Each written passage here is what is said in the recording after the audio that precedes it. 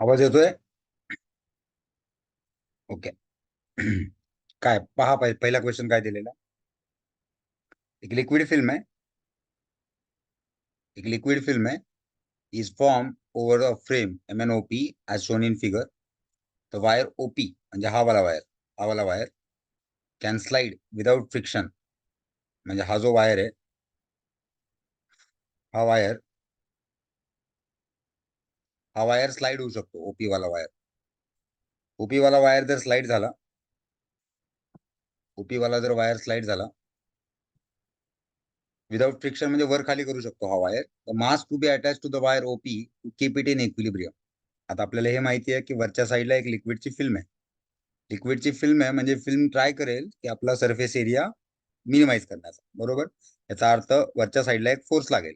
याला आपण force due to surface tension म्हणतो. बरोबर.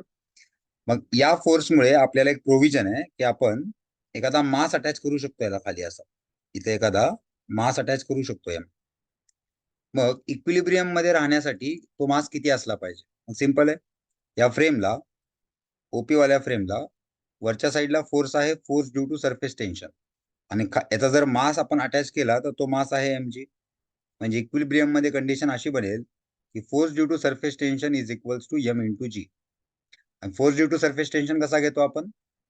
सरफेस टेन्शन आपण डिफाईन केलेला असा, force due to surface tension divided by contact length.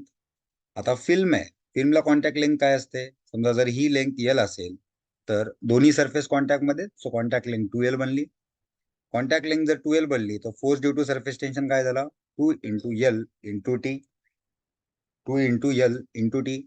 So इथे मी व्हॅल्यूज पुट करतो. 2 into T into L equals to m into G. आपल्याला विचारले what is the mass. So mass काय बनेल? 2TL divided by G. 2TL divided by G. यात काय confusion? Option आला पाहिजे ए. सिंपल होता. एक असा क्वेश्चन आपण क्लासमध्ये पण घेतलेला. आय थिंक याच्यामध्ये काही डाऊट नसला पाहिजे. डाऊट आला तर मेसेज कराल किंवा अनम्यूट करून सांगाल. 2L ला तर सोपला घ्यायचं नाही. फिल्म आली ना घेऊन टाकायचं. फिल्म आली तर घेऊन टाकायचं. फिल्म आहे म्हणजे फिल्म सोप फिल्मच असते. फिल्म म्हणलं की ऑब्व्हियसली फिल्मचा अर्थ ती थिक आहे. थिक आणि थिक असेल तर त्याला दोन साइड कॉन्टॅक्ट मध्ये, दोन साइड. फिल्म हा वर्ड आला तर डबल घेऊन टाकायचा डायरेक्ट. आणि टेन्शन घेऊ नका, तुम्हाला असा कोणता ऑप्शन नाही दिसणार एक्झाम मध्ये TL बाय जी आला. पण तरी पण फिल्म आला तरी घेऊन टाकू शकतो. अजून काय डाऊट्स? पुढे जाऊयात. डाऊट आलं तर सांगाल. सेकंड काय होता पा? The radii of two columns of YouTube. एक युट्यूब मॅनोमीटरच्या, युट्यूब नाही, युट्यूब जर घेतला आपण, असा एक युट्यूब घेतला.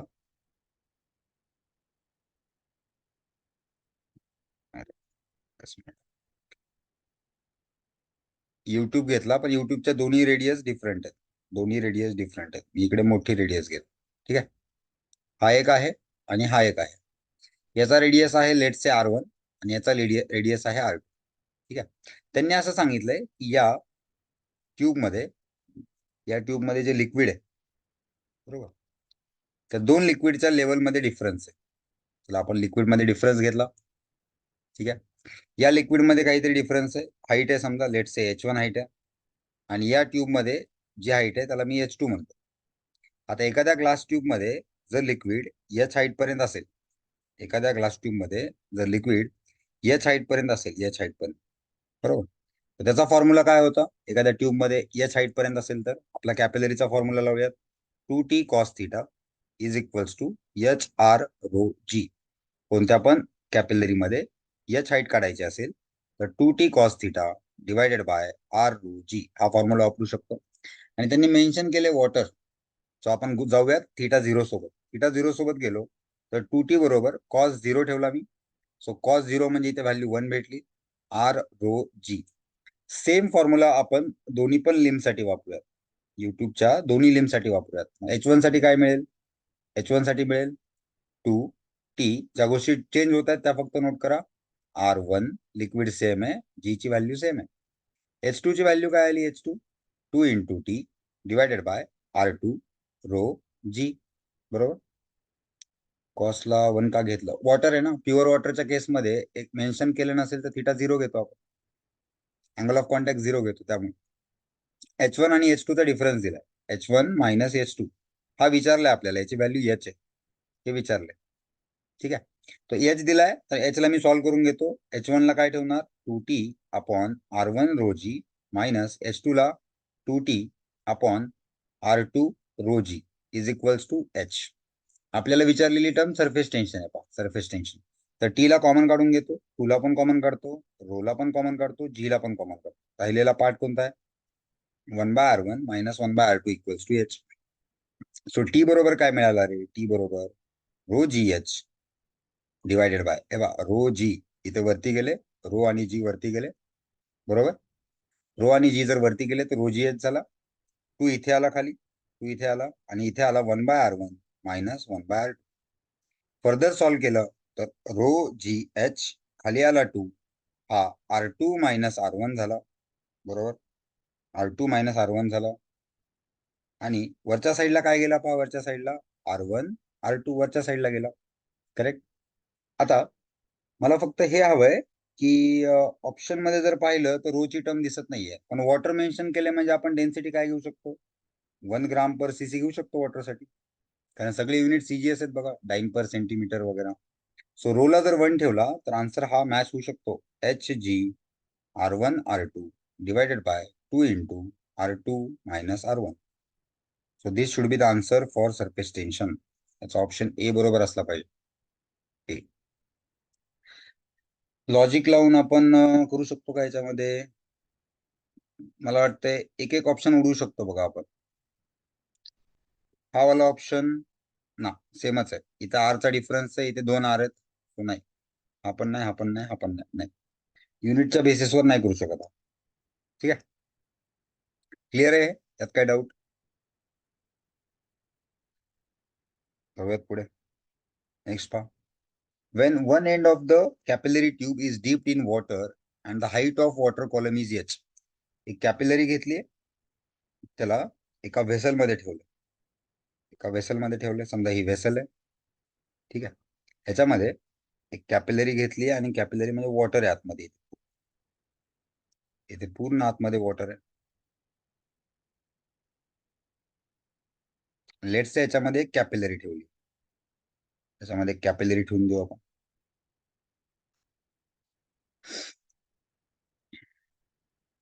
त्याच्यामध्ये एक कॅपिलरी ठेवली. ठीक आहे. काय सांगितलंय पहा, आता वॉटर राईज होईल कॅपिलरी मध्ये, ऑब्व्हियसली कॅपिलरी मध्ये वॉटर राईज झाला. लेट्स से एच हाईट पर्यंत कॅपिलरी मध्ये वॉटर राईज झाला. त्यांनी सांगितलं height of the water column is H. The upward force is 105 dyne due to surface tension is balance by force due to weight of the water column. तुम्हाला जर derivation आठवत असेल एचचं, तर एचचं derivation कसं होतं पहा. एखाद्या कॅपिलरी ट्यूब मध्ये जो लिक्विडचा मिनिस्कस होता, त्याच्यावर आपण वरच्या साईडला फोर्सेस घेतले. Force due to surface tension घेतलेला आपण 2πr वाला, कॉन्टॅक्ट एरिया. बरोबर. Contact area multiplied by T, हा होता आपला फोर्स अपवर्डला. अपवर्डला force due to surface tension. आणि डाऊनवर्डला जो फोर्स होता, डाऊनवर्डला तो वेटचा फोर्स होता पायमची. आणि आपण सॉल्व्ह करण्यासाठी या दोघांना इक्वेट केलेलं आणि त्याच्यावरनं आपण एच कॅल्क्युलेट केलेला. एच आठवतंय? पण आपल्याला याच्यात जायचंच नाहीये, या वेटला जायचं नाही. फक्त वेटला बॅलन्स करणार म्हणजे हा फोर्स घ्यायला सांगितलाय आणि त्याची व्हॅल्यू दिली आहे त्यांनी. म्हणजे force due to surface tension, याच्यावर वरती जो फोर्स लागतोय, force due to surface tension, या फोर्स ड्यू टू सरफेस टेन्शनची व्हॅल्यू 105 डाइन. 105 डाइन या फोर्सची व्हॅल्यू दिली आहे. त्या फोर्सला आपण कशाचा इक्वेट करू शकतो? तर 2πr म्हणजे कॉन्टॅक्ट लेंथ झाली multiplied by surface tension. So या 105 ला मी इक्वेट केला बस. आपल्याला विचारलंय what is the inner circumference of the capillary, म्हणजे आपल्याला हेच विचारलंय रे डायरेक्ट. 2πrच विचारलाय. 2πr विचारलेला असेल तर आपण कसं सॉल्व्ह करू शकतो? तर टी इज इक्वल्स टू काय आला? 105. टी टी नाही विचारला, हा विचारलाय. समजा याला मी एक्स म्हणतो. So X is equals to काय आला? 105 डिवायडेड बाय टी. 105 डाईन मध्ये हा, सो डाईनला मी -5 करून घेतो. बघा याचं युनिट डाईन दिलंय, डाईन. न्यूटन मध्ये करून घेतला आणि सरफेस टेन्शन तर दिलेलं आहे. सरफेस टेन्शन किती आला 7 × 10⁻². सो आन्सर काय बनला 105/7 किती असेल 105/7. 7 ने जर डिवाइड केला तर 7 × 1 = 7 आला आणि 7 × 5 = 35 झाला. तर इथे आला 15 आणि पॉवर काय भेटला पॉवर -3 मीटर. याला जर आपण ठीकठाक सॉल्व्ह केलं तर 1.5 10⁻² मीटर. आन्सर यायला हवा 1.5 सेंटीमीटर. 1.5 सेंटीमीटर म्हणजे ऑप्शन ए. तो हा क्वेश्चन सॉल्व्ह करण्यासाठी आपल्याला डेरिव्हेशन कसं होतं हे समजलं पाहिजे. डेरिव्हेशन आपण दोन मेथडने डेरिव्हेशन केलेले आहेत. एक केलेलं प्रेशरच्या मेथडने आणि सेकंड केलेलं फोर्सच्या मेथड. सो या क्वेश्चन मध्ये आपल्याला फोर्सची मेथड लागत. फोर्स क्लिअर आहे. पहा पुढे.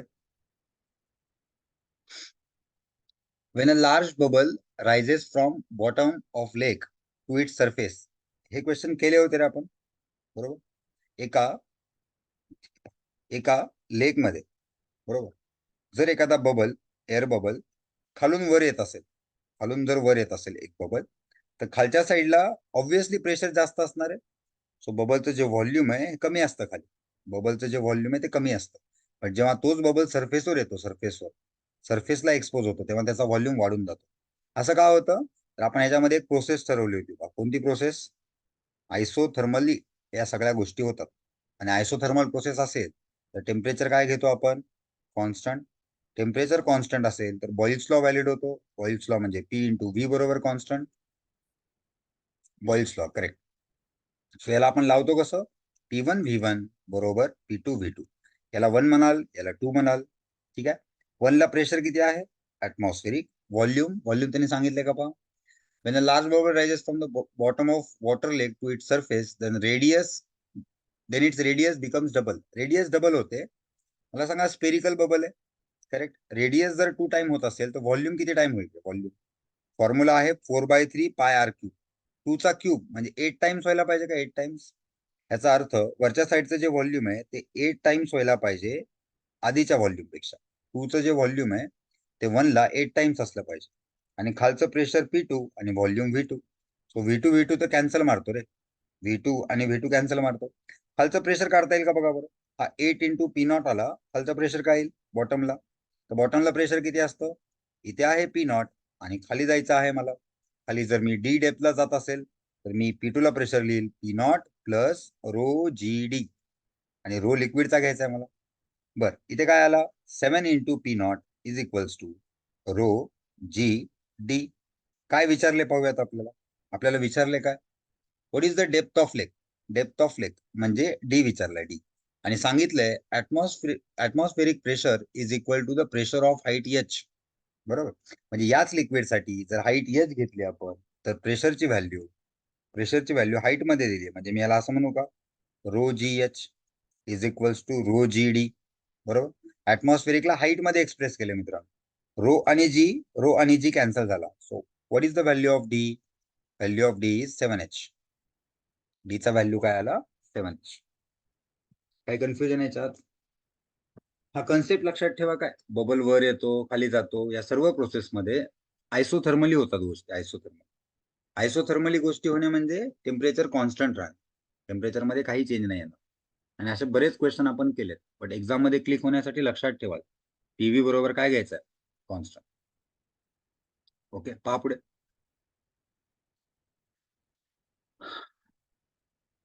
नेक्स्ट काय दिलं आपण. Next an object a cylindrical object of outer diameter 10 centimeter, height 20 centimeter and density 8000 kg per meter. अगोदर मी एक व्हॅल्यू लिहितो काय. जो ऑब्जेक्ट आहे आपला जो ऑब्जेक्ट आहे त्या ऑब्जेक्टचे आउटर डायमीटर ठीक आहे डी दिलेला आहे. डी आहे 10 सेंटीमीटर बरोबर. रेडियस लागला इन केस तर 5 बनेल 5. Height is 20 centimetre. Obviously volume वगैरे लागणार आहे आपल्याला. ऑब्जेक्ट सिलेंड्रिकल आहे.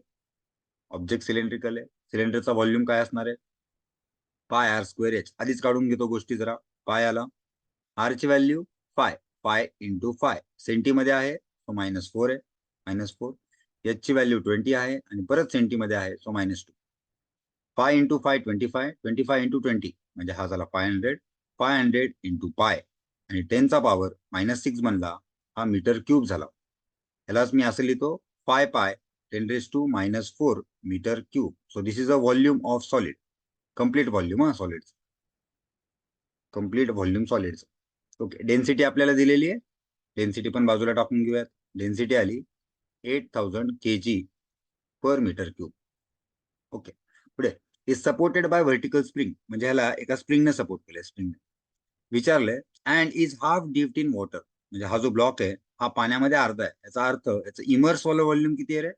टोटल व्हॉल्यूमच्या हाफ आहे. त्याचं इमर्स वाला जे व्हॉल्यूम आहे ते टोटल व्हॉल्यूमच्या हाफ आहे. टोटल व्हॉल्यूमच्या हाफ, इमर्स वाला व्हॉल्यूम. बरोबर. पहिला क्वेश्चन विचारलाय find the elongation of spring in equilibrium condition, म्हणजे सध्याच्या कंडिशन मध्ये. सध्याच्या कंडिशन मध्ये कोणते कोणते फोर्स लागतात पहावर. सध्याच्या कंडिशन मध्ये कोणते कोणते फोर्स लागतात, एक एक फोर्स दाखवतो बघ. पहिला फोर्स पहा. पहिल्यांदा तर ब्लॉक खाली सोडलाय म्हणजे स्प्रिंग एक्सटेंडेड पोझिशन मध्ये आहे. एक्सटेंडेड पोझिशन मध्ये आहे म्हणजे स्प्रिंगवर स्प्रिंग फोर्स वरती लागतो. स्प्रिंगचा स्प्रिंग फोर्स आहे KX. जर मी एक्स इलॉंगेशन घेतलं तर स्प्रिंग फोर्स आहे K × X वरच्या साईड. या ब्लॉकचा वजनाचा फोर्स असेल खालच्या साईडला, तो mg आला. mg वजनाचा फोर्स आला mg, बरोबर, ते mg फोर्स आहे. सेकंड एक फोर्स असेल बायंड वाला फोर्स, बायंड फोर्स, तो काय असेल रो VG. पण इथे व्हॉल्यूम कोणता घ्यायचा आहे? इनसाइड वाला. मग इक्विलिब्रियम कंडिशनला इक्वेशन लिहू का रे मी? K × X. इक्विलिब्रियम कंडिशनला इक्वेशन आलं K × X plus buoyant force पण वर आहे, बायंड फोर्स पण वर आहे, फक्त M × G खालच्या साईड. करेक्ट. K दिलाय पहा, स्प्रिंग कॉन्स्टंट दिलाय. मग मी याला लिहून घेतो 500 × X ची व्हॅल्यू काढायची आपल्याला. बायंड फोर्स काय असतो? Density of liquid volume inside multiplied by G equals to mass. काय घ्यायचंय? सॉलिडचं मास आहे. सॉलिडचं मास दिलेलं नाहीये, पण असं लिहू शकतो ना, density of solid into volume of solid into G. 500 × X आला इथे, प्लस डेन्सिटी ऑफ लिक्विड आणि व्हॉल्यूम इनसाइड त्यांनी सांगितले रे, सॉलिडच्या व्हॉल्यूमच्या हाफ आहे, half. G is equals to ρS × VS × G. So 500 × X बरोबर काय आलं? इकडच्या साईडला जर मायनस केलं तर ρS VS G minus ρL VS/2 × G. Common निघणाऱ्या टर्म पहा, VS आहे आणि G आहे.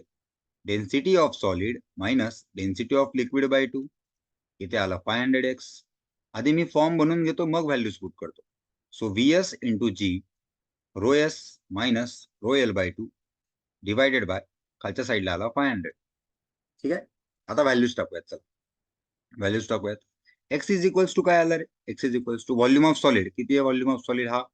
So volume of solid is 5 pi × 10⁻⁻⁴ multiplied by G ला 10 घेतो. डेन्सिटी ऑफ सॉलिड किती आहे? 8000 minus density of liquid bye 2. Density of liquid bye 2, liquid आपलं वॉटर आहे. ओके, लिक्विड वॉटर आहे म्हणजे डेन्सिटी 1000 बाय 2. आता खालच्या साईडला काय आला? 500. खालच्या साईडला आला 500. ओके, सो 5 पाय इंटू हा पॉवर 1 आहे रे, 1 आणि -4 हा -3 झाला. 1000 बाय 2 हा झाला 500. 8000 minus 500 will be 7500 divided by 500. Calculation करूयात बेसिक. काही मिस तर नाही केलं आपण. 0 0 आणि हा 0 0 cancel. This 5 and this will be 15. So answer यायला हवं 75 पाय आणि पॉवर यायला हवा -3. पॉवर यायला हवा -3. म्हणजे एक्सटेन्शन आपल्याला सेंटीमीटर मध्ये भेटायला पाहिजे बेसिकली. करेक्ट. त्याचा नंबर काय आला पहा 7.5 इंटू पायला मी समजा 3.14 लिहिला, 3.142 आणि 10⁻³ घेतला. हा 75 होता. 75 एक मिनिट पहा. 75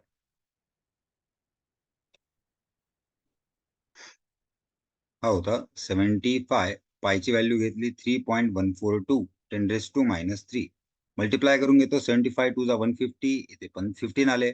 75 4 × 300, 300 × 50, 300 + 15 इथे 5 झाला, इथे 31 आला. 75 175 + 31, 75 + 31 दिस विल बी 106. 106. तो इथे 10 आला 10 and 75 3 225 plus 10 which will be 235. Decimal आला पाहिजे इथे इथे 3.142 आहे ना, सो 235.65 इंटू 10⁻³ हे मीटर आले. मीटर आन्सर जे आला आहे ते 235.65 इंटू 10⁻³ मीटर. सो याला जर आपण सेंटीमीटर मध्ये लिहिलं तर 23.56 सेंटीमीटर असा आन्सर यायला हवं. असा आन्सर यायला हवं. ज्याचा क्वेश्चन होता त्यांनी चेक करा, हेच आन्सर असायला हवं. सेकंड आहे पहा, if the object is slightly depressed and release then find the time period of resulting oscillation. आता ऑसिलेशनचा पार्ट झालेला नाहीये तुम्हाला. ऍक्च्युली काय आहे, ऑसिलेशन मध्ये time period of simple pendulum सारखाच बऱ्याच कंडिशन मध्ये वेगवेगळा फॉर्म्युला बनतो. Time period of simple pendulum जसा टी बरोबर 2π√L/G आहे, बरोबर. सिमिलर वे मध्ये टाइम पिरियडचा फॉर्म्युला बनवता येतो जेवढा पार्ट याच्या आतमध्ये असतो ना, आतमध्ये त्याला एच हाईट घेतो आपण, एच हाईट, आणि या टी ला 2π√H/G टाकून देतो आणि याच्यावरनं टाइम पिरियड काढतात, बरोबर. पण इथे लोचा काय आहे पहा, इथे एक इश्यू आहे, म्हणजे हा जो स्प्रिंग आहे, हा स्प्रिंग, या स्प्रिंग मध्ये एक फोर्स आहे. म्हणजे हा फॉर्म्युला आपण तेव्हा वापरतो जेव्हा वॉटरच्या लेवलमध्ये एखादा ऑब्जेक्ट आपण इमर्स केलेला असेल आणि या ऑब्जेक्टला समजा मी थोडे व्हायब्रेशन्स दिले, याला मी असं लिटरली खालच्या साईडला थोडं पुश केलं, तर हा काय होईल, व्हायब्रेट व्हायला सुरू होईल अबाउट दिस मीन पोझिशन.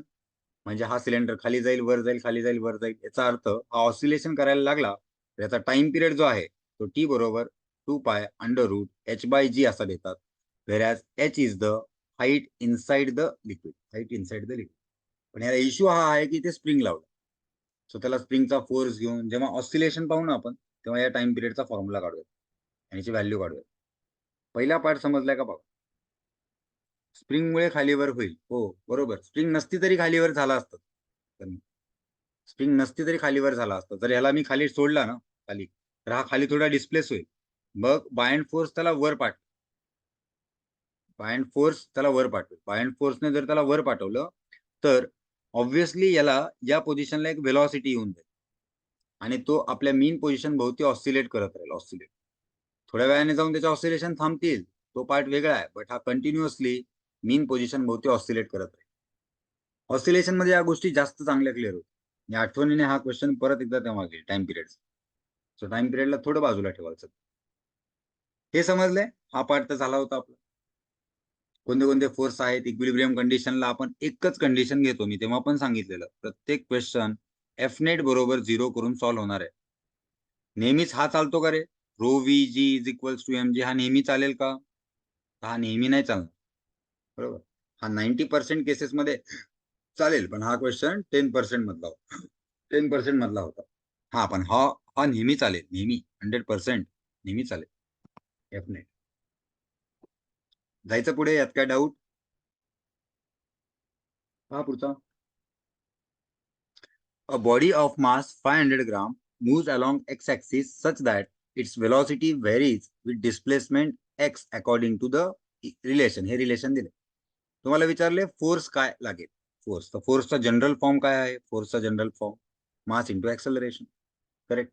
जर मी ऍक्सेलरेशन शोधू शकलो, मला तर मास आहे माझ्याकडे, सो मास मास माहित आहे, ऍक्सेलरेशन शोधू शकलो तर मला फोर्स काढता येईल. क्लिअर आहे. पण ऍक्सेलरेशन काढण्यासाठी व्हेलॉसिटी हे फंक्शन ऑफ टाइम लागतं रे. व्हेलॉसिटी जर फंक्शन ऑफ टाइम असेल तर आपण dv/dt करू शकतो. पण काय प्रॉब्लेम आहे ना, फंक्शन ऑफ टाइम नसेल, जर व्हेलॉसिटी फंक्शन ऑफ एक्स असेल तर आपण तर शोधून ठेवलंय. काय शोधून ठेवलंय? तर dv/dt ला आपण dx ने मल्टिप्लाय करून घेतो. मग हा जो dx/dt याचा काय बनतो रे, v, आणि ऍक्सेलरेशनला आपण dv/dx म्हणू शकतो. सो याच फॉर्म्युल्यामध्ये ऍक्सेलरेशनच्या जागी dv/dx इंटू व्ही आणला की आपल्याला फोर्स मिळेल. करेक्ट आहे, हा पहिला होता फॉर्म आपण. So F is equals to mass किती आहे, 500 ग्राम म्हणजे हाफ kg. व्हॉल्यूम व्हेलॉसिटी किती आहे, √10x आणि dv/dx काय येईल? जर v बरोबर √10x असेल तर dv/dx म्हणजे कॉन्स्टंट आहे, बाहेर घ्या आणि x चा डेरिव्हेटिव्ह 1 आला. सो इथे आन्सर √10 यायला पाहिजे. पण √10 झाला, सो 10/2 इंटू एक्स म्हणजे आन्सर 5x होतं. पण कोणत्याच ऑप्शन मध्ये डिस्प्लेसमेंट दिलेली नाहीये, डिस्प्लेसमेंट दिलेली नाहीये, एक्सची व्हॅल्यू दिलेली नाही. म्हणजे या क्वेश्चन मध्येच हा जो रूट आहे हा कम्प्लीट असावा, कम्प्लीट आय थिंक सो, पूर्ण असावा. पूर्ण घेतला असता तर काय आलं असतं, चला पूर्ण घेतला असता तर फोर्स काय आला असता, पूर्ण घेतला असता तर F is equals to half, velocity आली √10x, आणि आता मला √x चा डेरिव्हेटिव्ह सांगा, √10x चा पूर्ण घेतो काय, पूर्ण. सो √10 ला √10 कॉमन, आणि 1/√x चा डेरिव्हेटिव्ह काय असतो, √x चा डेरिव्हेटिव्ह 1/2√x, बरोबर. सो डीव्ही बाय डीएक्स च्या जागी मी ही व्हॅल्यू ठेवू शकतो पहा, डीव्ही बाय डीएक्स च्या जागी √10 डिवायडेड बाय 2√x, बरोबर. तर √10 किती झाला, 10 झाला. √x कॅन्सल झाला, डिवायडेड बाय 4 आला. सो आन्सर 2.5 यायला हवा. पण हा पण ऑप्शन नाहीये, हा पण ऑप्शन नाहीये. आता एकच ऑप्शन उरतो बघा, की व्हेलॉसिटीला 10√x समजा दिला असेल, 10√x. एक्स तर एलिमेंट होऊ शकतो ना या केसमध्ये, आन्सर फक्त वाढवायचं. समजा व्हेलॉसिटी अशी दे. आता परत स्टेप बाय स्टेप बघूयात. ऍक्सेलरेशन कशी काढतात सांगा. जर व्हेलॉसिटी फंक्शन ऑफ एक्स असेल तर ऍक्सेलरेशन काढतात V DV by DX. DV by DX काय आला बघूयात. व्ही तर व्ही आला इथे, डीव्ही बाय डीएक्स काय आलं, DV by DX, V is a function of X. मग कॉन्स्टंट असाच ठेवायचा, आणि √x चा डेरिव्हेटिव्ह असतो 1/2√x. व्ही च्या जागी ठेवला मी 10√x multiplied by 10/2√x. √x cancel झाला, आणि 100/2 विल बी 50. सो मला ऍक्सेलरेशन भेटते आता 50, ऍक्सेलरेशन भेटते 50. मग फोर्स काय मिळाला रे, फोर्स बरोबर मास इंटू ऍक्सेलरेशन. मास आहे 1/2 आणि ऍक्सेलरेशन आहे 50. सो आन्सर यायला हवं 25 न्यूटन, आन्सर यायला हवं 25 न्यूटन. ज्यांनी हा क्वेश्चन पाठवलेला आहे त्यांनी एकदा चेक कराल फक्त, व्हेलॉसिटीचं एक्सप्रेशन काय हे पण नसलं पाहिजे. व्हेलॉसिटीचं एक्सप्रेशन असं दिलेलं असलं पाहिजे बघा क्वेश्चन मध्ये, व्ही बरोबर 10√x, तेव्हा ऑप्शन मॅच होईल हा. जर हा √10x असता, √10x असा जर असता तर आन्सर काय आलं असतं 2.5 न्यूटन. पण तो पण ऑप्शन नाहीये, आणि ऑप्शन असा असेल √10x तर ऑब्व्हियसली फोर्स हा एक्स मध्ये येईल. कसं सॉल्व्ह करायचं हे समजलं का रे, काय डाऊट याच्यामध्ये, कोणती स्टेप कशी घेतली, का घेतली, असा काही डाऊट असेल तर विचाराल.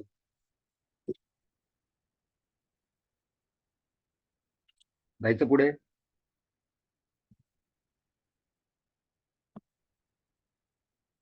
पहा पुढे.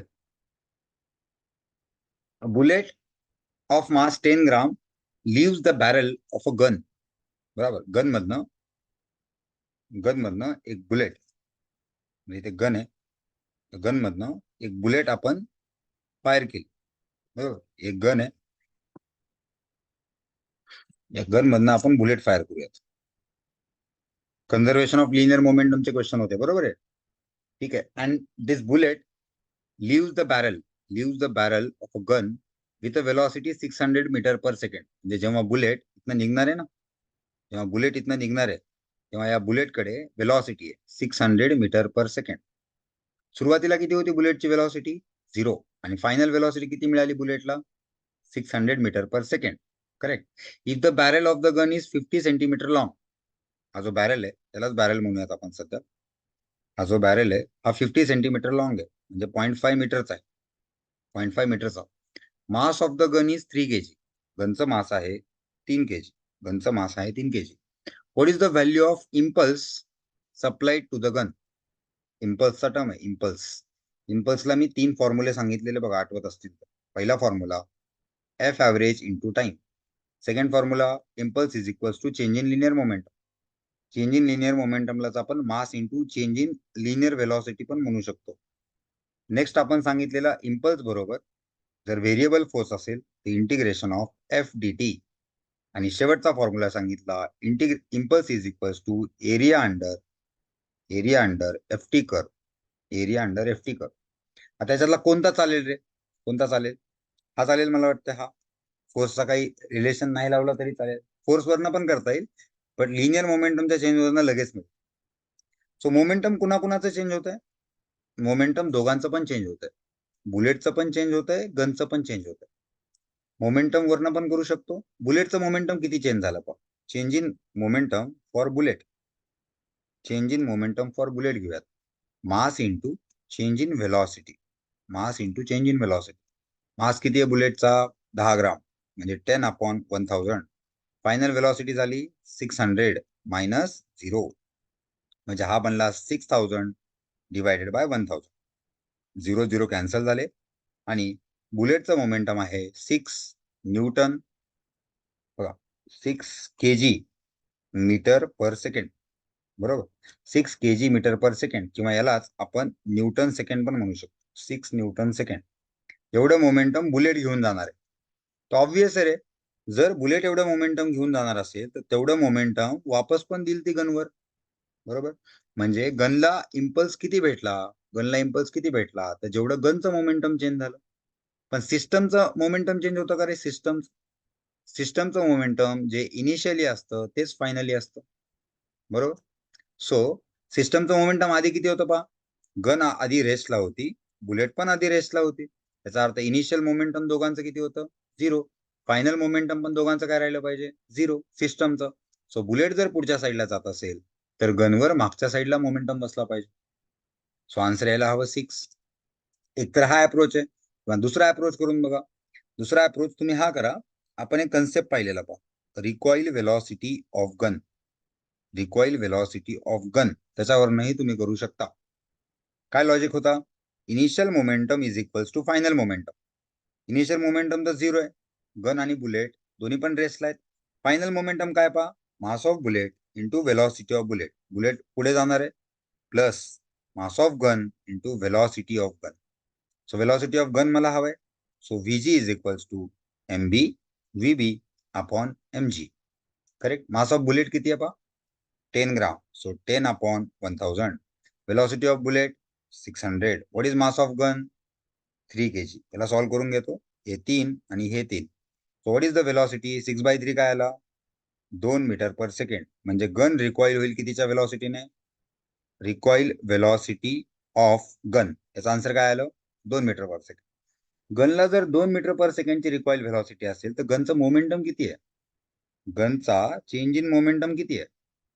सिंपल आहे. मास of gun velocity 2 minus velocity 1. So mass of gun is 3. Final velocity किती मिळाली? -2. -2 वाय?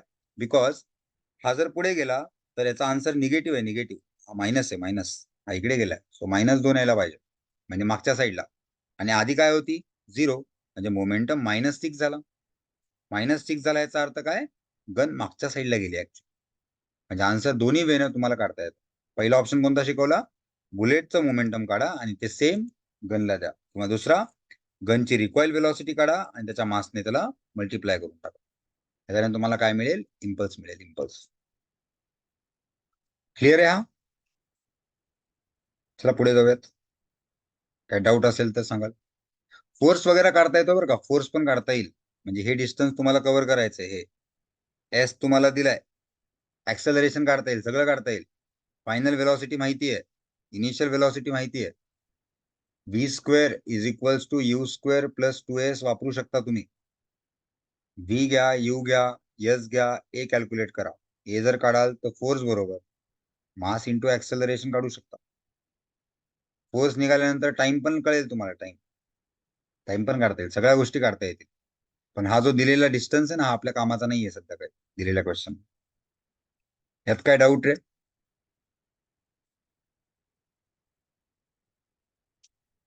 पुढे पहा, हा एक क्वेश्चन दिलाय.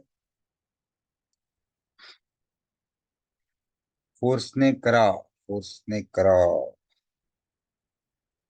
फोर्स. ठीक आहे पहा. फोर्सने पहा काय काय व्हॅल्यूज होत्या पहा. आधी ऍक्सेलरेशन लागेल फोर्ससाठी. So v² is equal to u² plus 2as. Final velocity I think 600 होती. त्याचा स्क्वेअर केला, इनिशियल 0 होता, प्लस 2a आणि डिस्प्लेसमेंट हाफ होती, हाफ. बरोबर. जर याला मी 3600000 घेतलं, 3,60,000, 2 आणि 2 कॅन्सल, मला एवढी ऍक्सेलरेशन भेटली. हे ऍक्सेलरेशन भेटली, झालं. फोर्स काढायचा आहे. फोर्स काढू शकतो रे. फोर्स वरनं करण्यासाठी टाइम लागेल ना. टाइम दिलेलाच नाही. टाइम म्हणजे आपल्याला कॉन्टॅक्ट वाला टाइम लागेल. कॉन्टॅक्ट वाला. ऍक्सेलरेशन समजली, ऍक्सेलरेशन वरनं फोर्स पण कळेल. Mass into acceleration. मास किती बुलेटचं? बुलेटचं मास 2 ग्राम आहे का 10 ग्राम? ओके, 10 ग्राम. मास आहे 10 ग्राम. So 10/1000 into 36000. 1 2 3 1 2 3. फोर्स लागला 3600 न्यूटन. सो फोर्स आला रे 3600 न्यूटन. बुलेटवर फोर्स किती लागला हे समज. पण आपल्याला जो इम्पल्स मध्ये घ्यायचा ना, फोर्स इंटू टाइम, हा टाइम ऑफ कॉन्टॅक्ट असतो ऍक्च्युली. आणि आपल्याला तो टाइम माहित नाही. आपण फोर्स काढू शकतो. एवढा फोर्स काढू शकतो. क्लिअर आहे का? हा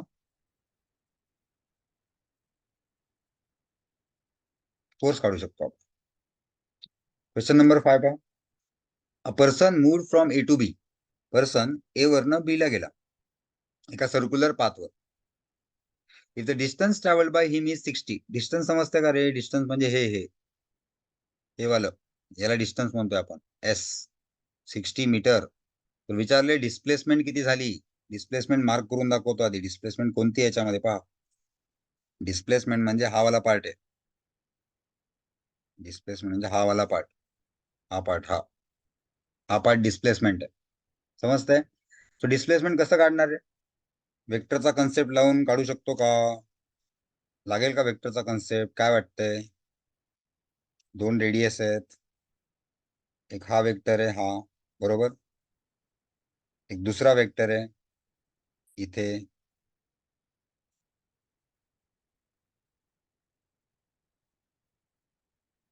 इथे एक वेक्टर आहे. दोघांमधला अँगल पण दिलाय आपल्याला. दोघांमधला अँगल किती आहे?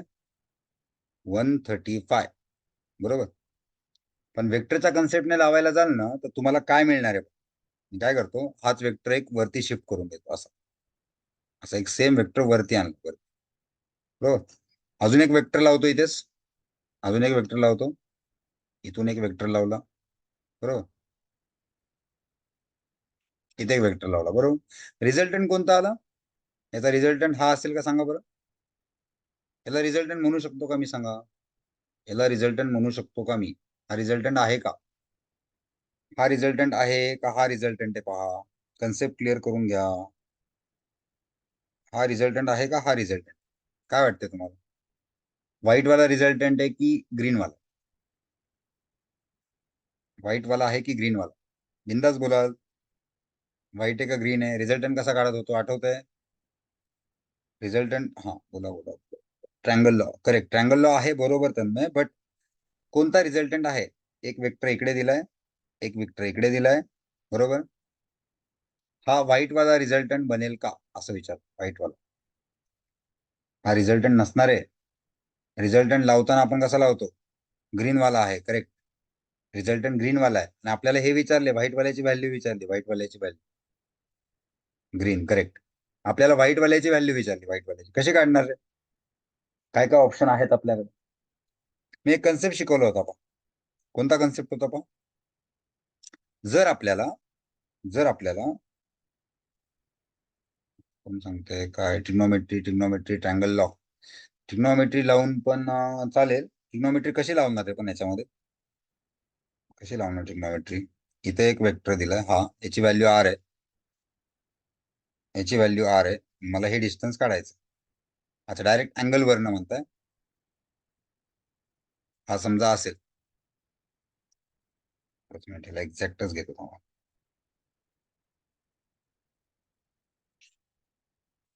दोन वेक्टर होते आपले. इथे आला, दुसरा इथे आला.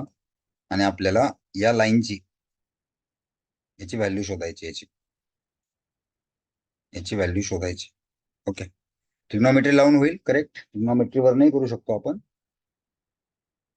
साइन रूल यूज केला तर येईल का? साइन रूल यूज केला तर लेंथ येऊ शकतो यार. साइन रूल पण आहे ऑप्शन. Triangle law. खूप सारे ऑप्शन आहेत. खूप सारे ऑप्शन. करेक्ट. शॉर्टकट पण आहे याला. शॉर्टकट पण आहे. शॉर्टकट पण सांगेल. हा 135 आहे. हा 135. बरोबर. याची व्हॅल्यू आर आहे. याची व्हॅल्यू आर आहे. करेक्ट. साइन लॉ लावण्यासाठी हा वाला वेक्टर नाही समजणार. हा वाला वेक्टर नाही समजणार. हा वाला वेक्टर काढू शकतो पहा. हा वाला. पण दुसऱ्या वेने जर लावला साइन लॉ, जसं की पहा, दुसऱ्या वेने जर लावला साइन लो, तर ह्याची व्हॅल्यू तुम्हाला काढायची, याला एक्स म्हणूया. ह्याच्या समोरचा अँगल किती झाला? पण इथं परपेंडिक्युलर टाकावे लागेल. हा 135 आहे, या साईडच्या समोरचा इक्वल आहे, या साईडच्या समोरचा इक्वल आहे, दोन्ही इक्वल हाफ झाले. सो किती झाला हा? 45/2 झाला का? 45/2. हा झाला 45/2. करेक्ट. सो आपल्याला असं घ्यावं लागेल का,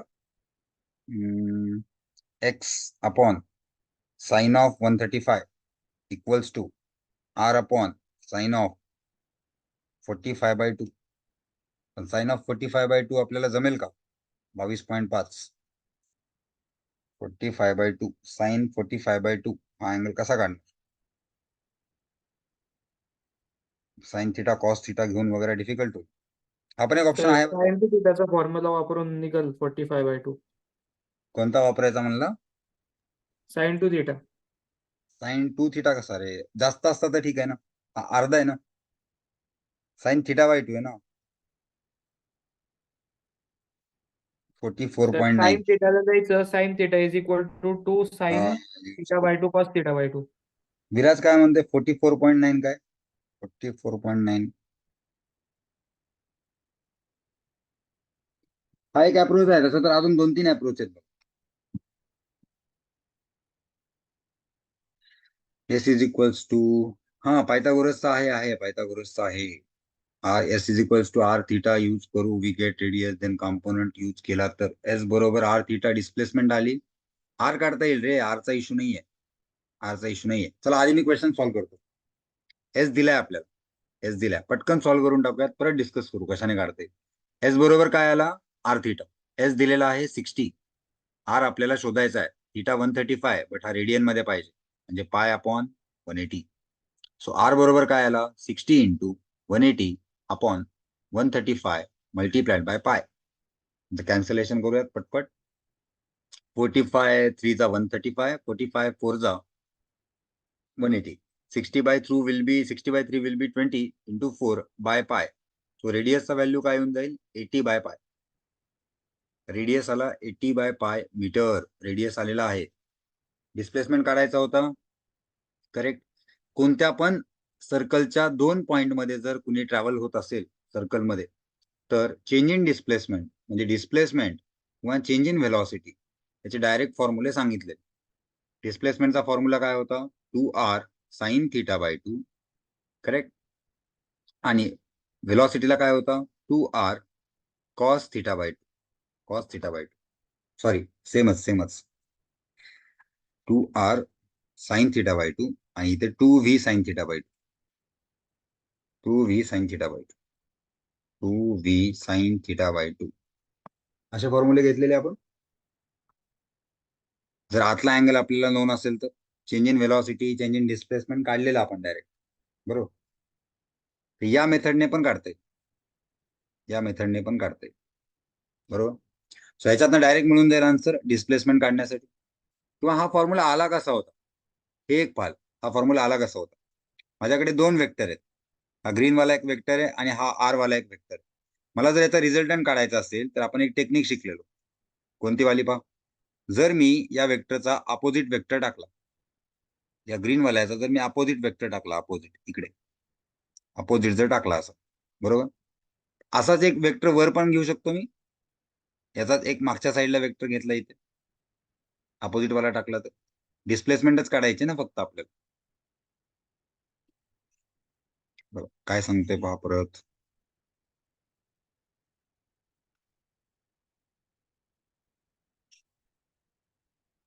काय सांगतोय पहा परत एकदा. इथे एक वेक्टर आहे, आपण हा कन्सेप्ट पाहिलेला. इथे एक वेक्टर होता, त्यानंतर इथे एक वेक्टर आहे, इथे एक वेक्टर आहे. मला यांचा रिझल्टंट लगेच मिळेल, यांचा रिझल्टंट लगेचच मिळेल, लगेचच मिळेल. आणि इथे एक आहे आपलं, इथून इथे एक आहे, बरोबर. त्याला थोडं एक्सटेंड करूया वरच्या साईड. ओके. याचा रिझल्टंट आपण काढून घेऊ शकतो लगेच, हा वाला, बरोबर. पण मला हा नको होता, मला हा वेक्टर हवाय, जो पर्पल मध्ये दाखवलाय तो हवा.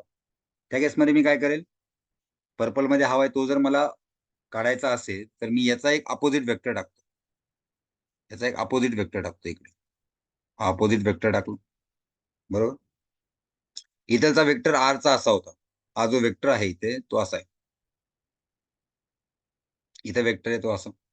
बरोबर. हा अपोजिट वेक्टर टाकला की रे मायनस आर झाला. हा मायनस आर झाला. बरोबर. हा आर तर होताच ऑलरेडी. आता मी वेक्टर घेऊ शकतो का पहा बरं. आता वेक्टर घेऊ शकतो का. एक इकडे घेतला, एक इकडे घेतला. बरोबर. आता रिझल्टंट काढू शकतो का. एक फॉर्म्युला बनवलेला तो सांगायचा होता. तसं या वेक्टरचा मी अपोजिट टाकला. अपोजिट टाकला. बरोबर. आणि हा जो वेक्टर आहे मला हीच व्हॅल्यू काढायची ना. याच वेक्टरचा मी शिफ्ट करून घेतो वर. इथे याच वेक्टरला मी शिफ्ट करून घेतला वर. शिफ्ट असा. बरोबर. याच वेक्टरला वर शिफ्ट केला आणि हा जो वेक्टर आहे याला इकडे शिफ्ट केला. इकडे असा बनवू शकतो का. याच वेक्टरचा अपोजिट टाकला. हा कन्सेप्ट कळालाय का. हा आर बार असेल तर हा मायनस आर बार आहे. म्हणजे या साईडला टाकला मी अपोजिट. ऑलरेडी आर आहे, हा पण आर आहे. आता मला इथंचा अँगल मिळाला का. हा अँगल पहा बरं. हा अँगल आता 45 झाला. 45. मग मी रिझल्टंटचा फॉर्म्युला लावू शकतो इथे. R is equals to under root of R square plus 2r square cos 45. हा फॉर्म्युला लावू शकतो का पहा. हा फॉर्म्युला लावून पण मला मिळेल under root of 2r square plus 2r square आणि कॉस 45 काय झालं. तर मायनस ना. मायनस नाही घेणार ना. आता तेच तर सांगतोय. आता तर मायनस नाही आपण घेणार. वेक्टर रिव्हर्स डायरेक्शनला शिफ्ट केला ना. हा वेक्टर रिव्हर्स डायरेक्शनला शिफ्ट केला. बरोबर ना. मग अँगल इथलचा 135. मी जर इकडे घेतला एक वेक्टर इकडे. बरोबर. मी हा अँगल घेतो. हा वाला अँगल. बघ इथे दोन वेक्टर होते. हे जो दोन वेक्टर आहेत ना हे दोन हे 135 चे होते. 135. एक वेक्टर इकडे होता, एक वेक्टर इकडे होता आणि यांच्यामध्ये अँगल होता 135. बरोबर. मला हे नाही काढता येत ना रिझल्टंट. हा रिझल्टंट नसतो. मग मी काय केलं. हा वेक्टर असाच ठेवला आर आणि हा वेक्टर उलटा घेतला. हा वेक्टर उलटा घेतला किंवा इथेच जागेवर मी उलटा वेक्टर घेतला असं समजा. याला मी एक्सटेंड केला वरती आणि याला इकडे घेतला. याला ट्रान्सफर केला. फक्त मला हा रिझल्टंट काढता येईल मधला. हा वाला रिझल्टंट काढता येईल आतला. त्यासाठी वेक्टर काय बनले बघ. हा वाला वेक्टर झाला मायनस आर उलटा. हा वाला झाला आर. बरोबर. हा वेक्टर असा आहे, हा वेक्टर असा आहे. मला दोन वेक्टर मधला अँगल घ्यायचा. बरोबर. दोन वेक्टर मधला अँगल घ्यायचा. याला मी इकडे टाकला, याला इकडे टाकला. हा माझा रिझल्टंट झाला. बरोबर. दोन वेक्टर मधला अँगल म्हणजे हा घ्यायचा का. तर रिझल्टंट कसं काय तो तुझा ट्रायंगल लो दाखवतोय ना. कोणता पण दाखवते ना. इथे पण तर ट्रायंगल लाच असतो ना. हा आणि हा जेव्हा दोन वेक्टर आपण एकाला एक जोडतो तर मग त्याला आपण नाही हाच ना रिझल्टंट वापरत. झाला ना. सर पण ते दोन टेल कनेक्ट केले ना आपण. तुम्ही एक टेल इथे आणि एक टेलच हेड लावलेत कनेक्ट नाही. इथे केलाय. पण इथे पण नाही टेलच लावले. तुम्ही डायग्राम मध्ये एक टेल आणि एक हेड कनेक्ट केलाय. नाही इथे टेल आणि टेलच आहेत. नाही हे जर म्हणतोयस ना तू लॉ ऑफ पॅरेललोग्राम म्हणतोय मी. हा आर आहे आणि हा आर आहे ना. हा मायनस आर आहे आणि हा आर आहे. दोघांचा रिझल्टंट काढतो. याचा आणि याचा रिझल्टंट काढतो ना. हे पहा इकडे एक आर आहे. बरोबर.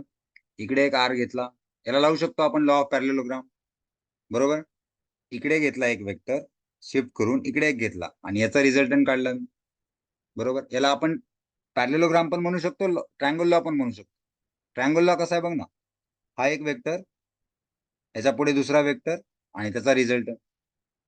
जर टेलला टेल लावून सॉल्व्ह करायचं तर आपण पॅरेललोग्राम म्हणतो. अदरवाईज टेलला हेड लावला तर आपण त्याला ट्रायंगल लॉ म्हणतो.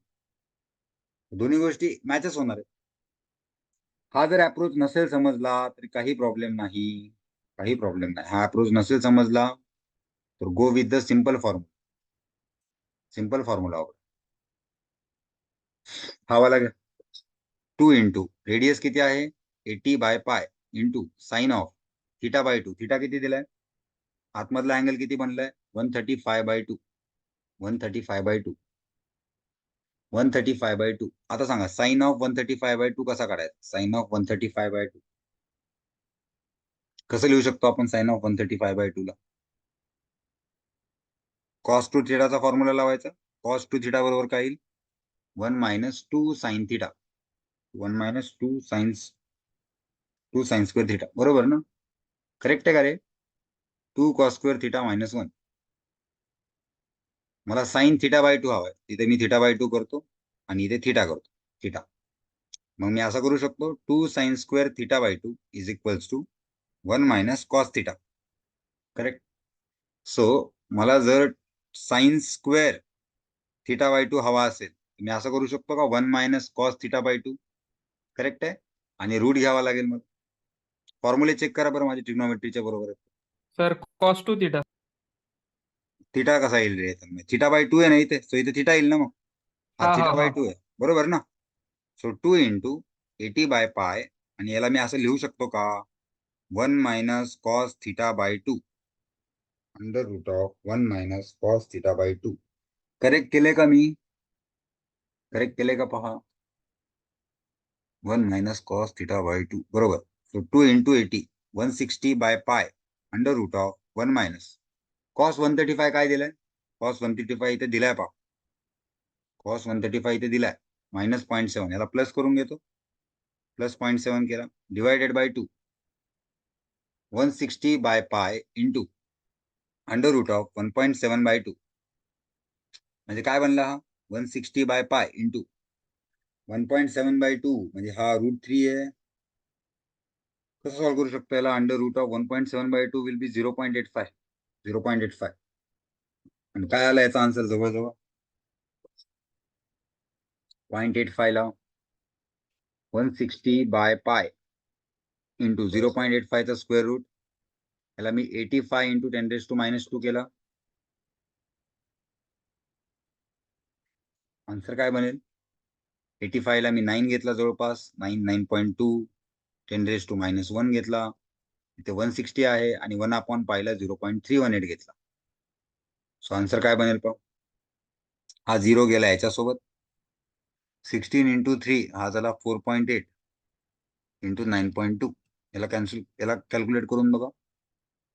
48 चा डबल झाला 96. 9 48 × 9 म्हणजे 450 मायनस 18 2 ना. 2 48 × 9 48 × 9 480. 10 केले. 10 मायनस किती आला आन्सर पहा. 4.8 × 9.2. 9 4 36 झाले. 9.2 × 5 - 0.2 करतो. चला 5 - 0.2 9.2 × 5 45 46 झाला. मायनस 9.2 × 0.2 म्हणजे 46 मायनस 0.2 9 2 18 म्हणजे 1.8 च्या जवळपास, म्हणजे 44.8 च्या जवळपास माझा आन्सर येत आहे. ऑप्शन बी. रिझल्टंट नाही काढला. ऑप्शन बी. ऑप्शन बी करेक्ट. ऑप्शन बी च्या आसपास येतो. ऑप्शन बी च्या आसपास करेक्ट. किंवा ट्रिग्नोमेट्री वरनं पण आलं असतं. ट्रिग्नोमेट्री वरनं कसं आलं असतं? हा आर आहे, हा आर आहे, बरोबर. आपल्याला हा शोधायचा होता. हा हायपोटेन्यूज शोधायचा होता याचा, म्हणजे ही थर्ड साइड लॉंगेस्ट साइड शोधायची होती. किंवा हा सिंपल फॉर्म्युला वापरून टाका. 2r sin θ/2 2v sin θ/2. एखाद्या सर्कलमध्ये आपण एका पोझिशन वरनं दुसऱ्या पोझिशनला गेलो तर आतमध्ये जो सेंट्रल अँगल बनलाय तो अँगल घ्यायचा आणि सरळ सरळ 2 × v साइन ऑफ त्या अँगलचा हाफ करायचा. हा भेटला चेंज इन व्हेलॉसिटी. आणि डिस्प्लेसमेंटला 2r sin θ/2 करायचा. सेम सेम होऊन जातो. पहा पुढचा. Cube of ice of age 4 centimeter is placed in an empty cylindrical glass of inner diameter 6. एक empty cylindrical glass है.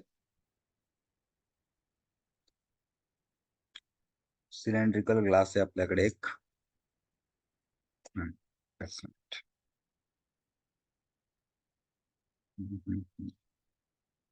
ठीक आहे. असा एक वेसल आहे, सिलेंड्रिकल ग्लास आहे. याचा डायमीटर दिलेला आहे 6 सेंटीमीटर. डायमीटर दिलेला आहे 6 सेंटीमीटर. आता डायमीटर आहे याचा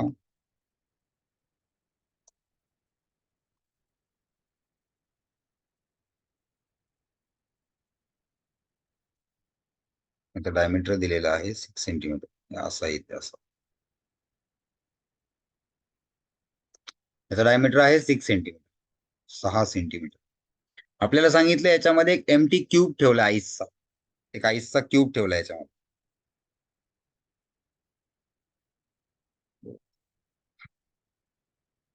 हे एक आईसचा असा क्यूब ठेवला, क्यूब. बरोबर. आता हा आईसच्या क्यूबची व्हॅल्यू पण दिली आहे त्यांनी. आईसचा क्यूब सांगितलेला आहे की 4 सेंटीमीटर एजचा आहे, 4 सेंटीमीटर एज. पण हा 3D आहे बरं का, म्हणजे असा आहे, असा आहे, 3 डायमेन्शनल. असं सांगितलं, assume that ice melts uniformly from each side so that it always retains it's cubical shape. म्हणजे आईस मेल्ट जरी झाला तरी तो क्युबिकल शेप मध्येच राहील. Remembering that ice is lighter than water. म्हणजे आईसची डेन्सिटी ही कमी आहे वॉटरपेक्षा, म्हणजे तो फ्लोट होईल असं पण सांगितलंय. Find the length of edge of the ice cube at the instant when it just leaves the contact with bottom of the glass. Imagine होते का रे केस पा. आता जी मी डायग्राम काढली आहे याच्यामध्ये आईस क्यूब काही मेल्ट झालेला नाहीये. आता थोड्या वेळानंतर जर तो मेल्ट झाला, थोड्या वेळानंतर तो जर मेल्ट झाला, मेल्ट मेल्ट झाला तर ऑब्व्हियसली इथे वॉटर येणार आहे, इथे वॉटर येणार आहे, इथे काहीतरी वॉटर आलेली असेल. तो इथे पूर्ण पाणी आहे. आणि आता आईसचा क्यूब जो आहे तो फ्लोट झालेला असेल. आईसच्या क्यूबला आपण फ्लोट करूया त्याच्यात. आईसचा क्यूब असा फ्लोट होत असावा. बरोबर. किती लेवल पर्यंत पाणी गेले याचा एक व्हॅल्यू घेऊयात. समजा पाणी गेले एच लेवल पर्यंत. बरोबर. पाणी जर एच लेवल पर्यंत गेले तर आता या इन्स्टंटला क्यूबची साईज बी झालेली असणार आहे, काहीतरी कमी झालेली असणार आहे क्यूबची साईज. अगोदर क्यूबची साईज काय होती, इनिशियली क्यूबची साईज होती 4 सेंटीमीटर. आता जेव्हा क्यूब मेल्ट झालेला असेल थोडा, तेव्हा त्यांनी जस्ट ग्राउंड सोबत कॉन्टॅक्ट सोडलाय, ग्राउंड सोबत कॉन्टॅक्ट सोडला म्हणजे तो फ्लोट व्हायला लागला, तो फ्लोट व्हायला लागेल. ही कंडिशन 1 आहे, ही कंडिशन 2 आहे. पाणी आलेलं असणार आहे याच्यामध्ये, या कंटेनर मध्ये पाणी तयार झालेलं असणार आहे म्हणजे तो फ्लोट व्हायला सुरू झाला. मग फ्लोट व्हायला सुरू झाला तेव्हा याची काहीतरी एक पार्ट असेल ना आतमध्ये. बरोबर. जस्ट फ्लोट व्हायला लागलाय तर मी एक काम करतो, या क्यूबला खालच्या साईडला घेतो, या क्यूबला खालच्या साईडला घेतो. एकच मिनिट हा.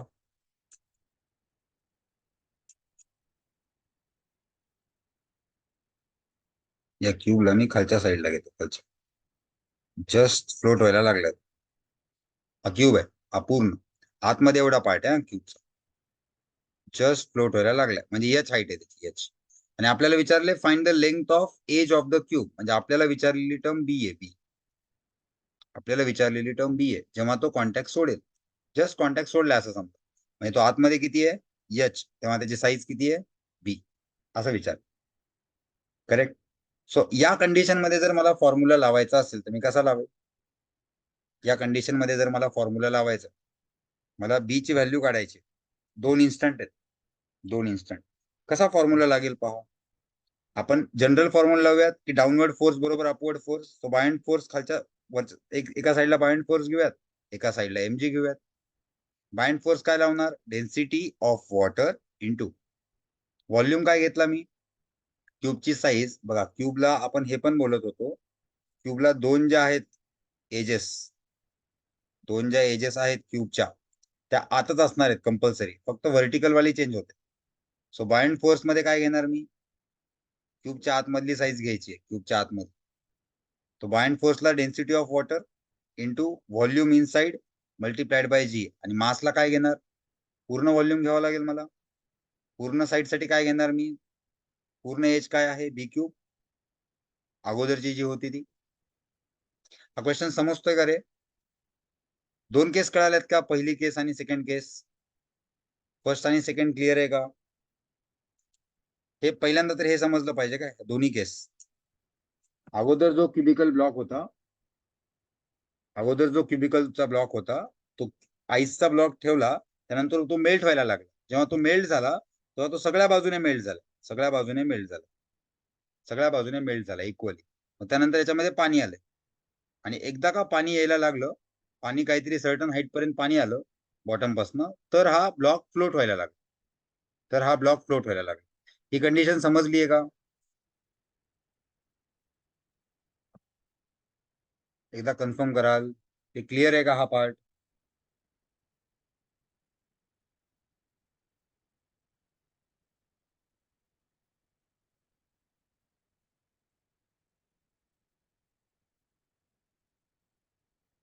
येस. ओके.